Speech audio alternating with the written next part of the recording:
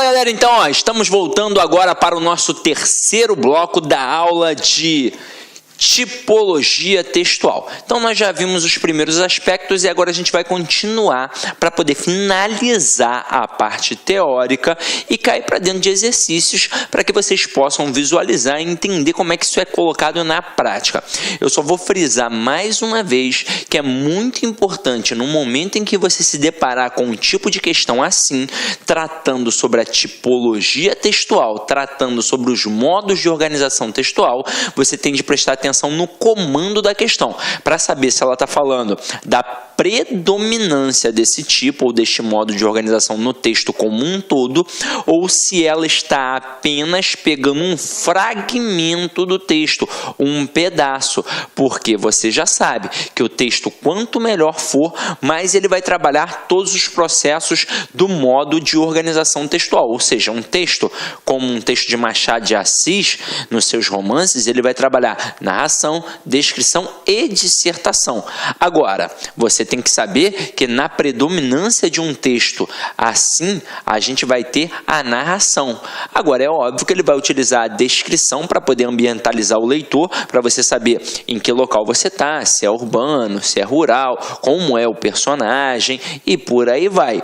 E também, na hora que ele for trabalhar uma pegada sobre a análise de sociedade, econômica, social, ele, além da narração e da descrição que ele já utilizou outrora, ele vai utilizar a dissertação, porque ele vai fazer pequenas digressões para expor o ponto de vista dele acerca daquela situação, acerca daquela sociedade que ele está analisando, ok? Então vamos lá, vamos voltar aqui para a nossa brincadeira, ó. Agora a gente vai trabalhar um tipo dialogal. E aí é óbvio que a gente, ao trabalhar o texto narrativo, a gente tem ali dentro os tipos de discurso e a gente brinca com o discurso direto, com o discurso indireto, com o discurso indireto livre. Aqui vai um pouquinho além dessa pegada. É um texto dialogal em que a gente perde simplesmente a presença do narrador. E agora a gente vai começar a ter uma sucessão de falas, que são dos personagens propriamente ditos. Isso aqui é muito comum no texto teatral. Texto teatral. Então a gente prepara aquela história, dá para os atores, e os atores, eles vão ali, ó, trabalhar, vão treinar, vão, né, bater a cena, coisa e tal, e por aí vai. Só que para isso, para esse texto dialogal funcionar, nós temos algumas características de fácil percepção por parte do aluno. Então acompanha aqui comigo, ó. Exemplo, Violeta. Violeta é a personagem em tom ameaçador. Então, aqui já é uma rubrica para mostrar como esta personagem tende a utilizar a fala dela. E aí, em tom ameaçador, ela vai dizer assim: atende, Pedro, aposto que é aquela sujeitinha para quem você deu o seu telefone. Aí Pedro, olha só, virando-se de costas, mudando o semblante raivoso, ele diz assim: você está ficando louca? Aí ele vira, né? Aí, aqui, ó, eu nunca daria meu telefone para outra mulher que não fosse você, meu amor. Violeta, apaixonadamente: jura, Pedro? Agora, voltando para a raiva inicial: quem sabe eu esteja mesmo louca? Aí, sarcástica: não é, querido? Então, vocês repararam que tem coisas aqui bem marcadinhas. Aí vamos dar uma olhada aqui nas características. Nós temos a sequência de falas alternadas para que a gente possa perceber, opa, assim como no nosso dia a dia, afinal de contas a gente não trabalha um monólogo apenas, né? É um diálogo. A nossa sociedade tende a entender que quando um fala, o outro para escutar e assim sucessivamente. É um diálogo, é um processo bilateral. Então a gente vai ter uma sequência de falas. falas. Ora fala um personagem, ora fala outro, e pode até misturar com mais de dois, não é? Aí aqui a gente vai ter a ausência do narrador, obviamente, não vai ter o narrador para ficar mostrando como é o processo, afinal de contas é apenas uma sequência de falas. A gente vai ter a presença de rubrica, que é para mostrar como aquele personagem ali vai utilizar aquela fala, se é em tom ameaçador, se é num tom apaixonante, por aí vai. E a gente sempre vai ter identificação do personagem antes da fala, para a gente saber exatamente quem é que está falando aquilo, para simplesmente a gente não ficar perdido. Caramba, quem foi que falou isso? Ah, sei lá, vou tentar adivinhar. Isso acontece muito, né? De repente você está lendo um livro e pode acontecer de você naquele momento pensar assim, caramba, quem falou isso? Foi o narrador? Foi a personagem? Aí a gente está até diante de uma situação em que a gente tem um discurso indireto livre. Aqui não, aqui é completamente diferente. Aqui é uma sequência de falas em que a gente vai ter de pegar de forma bem explícita a apresentação daquele personagem que está falando, para a gente não ficar perdido, ok? Agora vamos lá. A gente agora tem um exemplo de tipo de texto expositivo. E aqui eu quero deixar bem claro que a gente, na verdade, vai trabalhar o texto dissertativo. O texto dissertativo, ele é a priori, com força, a defesa de uma tese. Então, a excelência do texto dissertativo acaba sendo o dissertativo argumentativo, porque é a defesa de uma tese. Só que a gente tem de entender que o texto dissertativo ele é um texto sempre em prosa, é escrito em estrutura linear. Isso que significa ser um texto em prosa. Ele é escrito em estrutura linear. Então, ele tem início, meio e fim. Aí a gente pode ter o texto dissertativo expositivo e o texto dissertativo argumentativo. Quando a gente tem um texto expositivo apenas, a gente vai apenas apresentar o conceito. Por exemplo, eu nem vou pegar esse aqui então, agora, mas eu vou citar. Vamos supor que a gente pegue alguma coisa sobre figuras de linguagem, já que a gente está no campo da língua portuguesa e num curso de interpretação. Aí eu digo assim, a metáfora é a associação entre dois termos distintos, ou seja, é uma comparação mental. É a comparação sem o nexo comparativo com. Pronto. E olha que eu falei pra caramba. Eu poderia ter apenas dito que a metáfora é a associação entre dois termos distintos. Mas mesmo dando continuidade no meu discurso, eu simplesmente apresentei o conceito. Eu simplesmente expus aquela ideia. Apenas.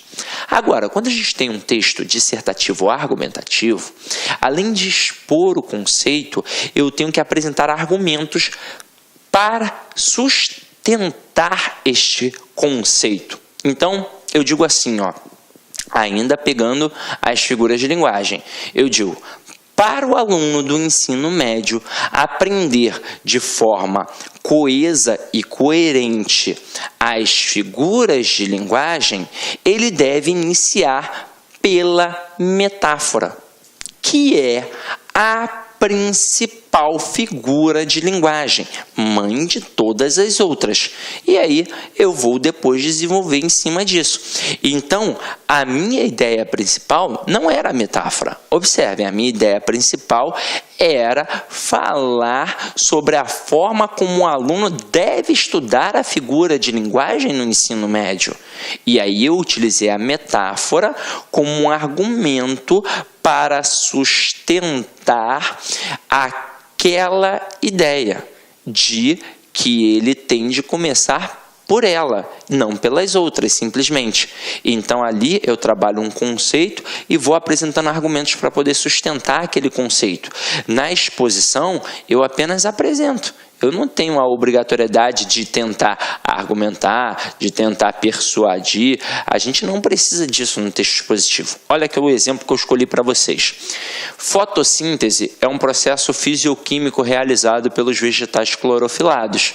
Estes seres sintetizam dióxido de carbono e água, obtendo glicose, celulose e amido através de energia luminosa. 12H20 ou 12H2O, né? Sei lá. não sou bom em química, né? Aliás, até era, né? Mas tanto tempo sem estudar. Mas 6CO2, 6O2 mais 6H2O mais 6O, 6, não, 6 não, né? C6H12O6. Aí a gente dá continuidade, né? Passando dessa balela aqui, ó. Este é um processo do anabolismo, em que a planta acumula energia a partir da luz para uso no seu metabolismo, formando adenosina, trisfosfato, o ATP. Então aqui eu simplesmente apresentei o conceito da fotossíntese, que o conceito primário aqui no caso é o processo fisioquímico realizado pelos vegetais clorofilados. Aí depois a gente dá até uma explicação um pouco melhor, mas apenas foram apresentados conceitos. Aí vamos dar uma olhada aqui nas características. Sequência de informações neutras, ou seja, a gente não dá um juízo de valor, a gente não deixa exposto ali, na verdade, explícita uma análise sobre aquele conceito. A gente tem aqui o objetivo central apenas informar e a predominância de verbos no presente. Quando a gente pega aqui e diz que a fotossíntese é um processo realizado, então a gente sempre vai trabalhar com a predominância dos verbos no presente, que é até mesmo para poder mostrar apenas o conceito, é um conceito neutro. E a predominância da terceira pessoa, afinal de contas, se eu estou apenas apresentando um conceito, eu não tenho a necessidade de ter outro tipo de pessoa a não ser a terceira pessoa, ok? Aí vamos lá. Agora o tipo argumentativo, como eu falei para vocês, aqui além do conceito a gente vai apresentar argumentos para poder sustentar. A gente tem o hábito de chamar este conceito inicial de tópico frasal. Depois eu vou até mostrar para vocês como é que funciona mais ou menos a estrutura básica que a gente tem aqui. Então vamos lá, ó. No meu ponto de vista, então o camarada já está começando a mostrar que para ele é daquele jeito. Não é só uma ideia de senso comum. Para ele, no ponto de vista dele, tem uma análise. A pena de morte é negativa e por isso deve ser legalizada.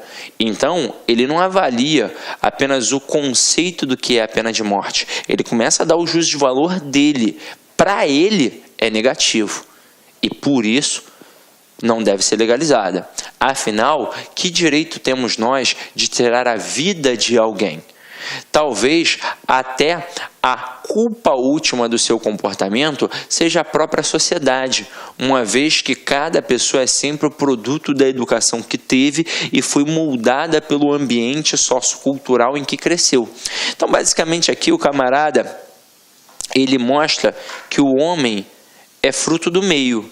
Então, se a sociedade o transformou naquele marginal, a gente simplesmente não deve matá-lo com essa justificativa. Ah, ele é um marginal, ele é uma pessoa que não consegue se adequar às regras da sociedade. Afinal de contas, quem pré-moldou aquele camarada daquele jeito? Foi a sociedade. Então, aqui foi o argumento utilizado. Beleza. Aí vamos dar uma olhada aqui nas características. Sequência de argumentos para defender um posicionamento. Ele estava defendendo ali, no exemplo que a gente acabou de apresentar, que a pena de morte não deve ser legalizada. Presença de conectivos de causa e consequência.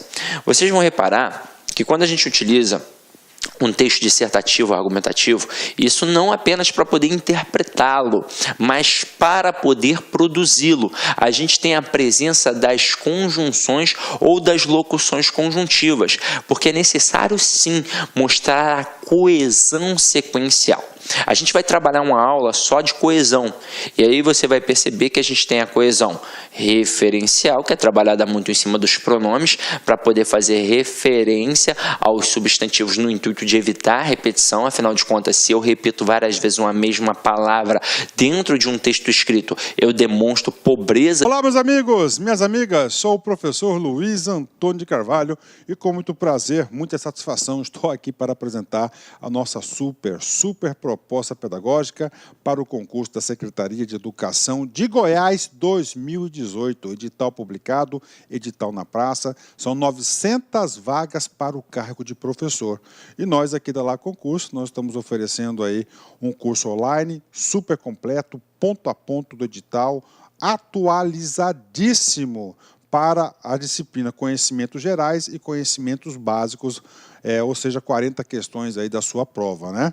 Nós aqui da Lá Concurso, nós temos uma experiência muito grande em concursos da área de educação. Somente esse ano a gente já atendeu aí diversos estados, atendemos aí, esse ano, nós atendemos Minas Gerais, nós atendemos Espírito Santo, atendemos também mais um estado do Nordeste, que eu não estou lembrado, e agora chegou a hora de a gente atender também o estado de Goiás. Podem ter certeza disso, que nosso método é um método diferenciado. Você sabe por quê? Porque somente aqui na Lá Concurso que nós temos o Personal Coach. Personal significa pessoal e coach significa treinador. Então, nós temos um estudo em regime de metas. Todos os dias você vai ter uma meta de estudos. Já elimina um problemão para você, porque você não sabe qual que vai ser a primeira aula a ser assistida. Não, o sistema já vai produzir para você. Quem alimenta o sistema são professores experientes, né? Que já têm a larga experiência na parte de concurso. Cara, se você cumprir meta a meta, pode ter certeza que você vai ficar super competitivo para o concurso da Secretaria de Estado de Educação de Goiás 2018. Tá certo, meus amigos? Olha só, essa aula que você está assistindo é apenas 30% de uma aula. Esse curso nosso tem mais de 110 videoaulas disponíveis para vocês. A nossa playlist aqui é apenas uma demonstração. Bacana? Então acesse nosso site laconcurso.com.br. Espero vocês. Tchau, tchau. Clique lá